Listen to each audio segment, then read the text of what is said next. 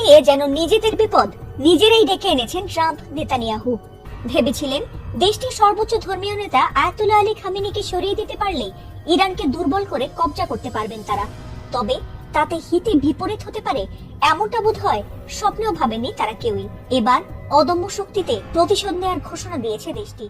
Iran একের পর এক মিসাইল হামলা চালাচ্ছে শত্রু দেশগুলোতে লক্ষ্য করে। এবার একের পর এক শক্তিশালী ইরানি মিসাইল আছড়ে পড়ছে ট্রাম্পের মিত্র দেশগুলোতে, বিশেষ করে সৌদি আরব আমিরাত, কাতার। আর সেই মিসাইলের আঘাতে ধ্বংস হয়েছে সৌদির তেল ধনীদের বিলাসিতার জায়গাগুলো। এমনকি নেতানিয়াহুর কার্যালয়েও মিসাইল হামলা করেছে ইরান, আর তাতে রীতিমতো আতঙ্কে পড়েছে ইহুদিরা।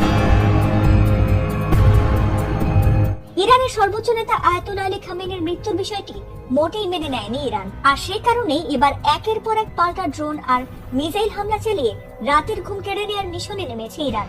তারই ধারাবাহিকতায় এবার ইসরায়েলি প্রধানমন্ত্রী বেনিয়ামিন নেতানিয়াহুর কার্যালয় এবং ইসরায়েলি বিমান বাহিনীর কমান্ডারের অবস্থানে খাইবার ক্ষেপণাস্ত্র ছুড়েছে ইরানের বিপ্লবী গার্ড বাহিনী IRGC, আর এতে ব্যাপক ক্ষয়ক্ষতির কথাও দাবি করেছে ইরান।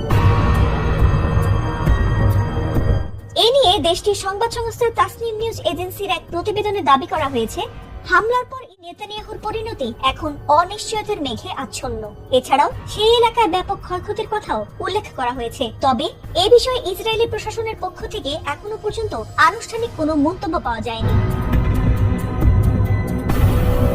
এর আগে শনিবার ইসরায়েল ও যুক্তরাষ্ট্র ইরানের উপর সামরিক হামলা চালানোর পর পাল্টা প্রতিক্রিয়ায় ইরান অধিকৃত ভূখণ্ডে ক্ষেপণাস্ত্র ও ড্রোন হামলা শুরু করে।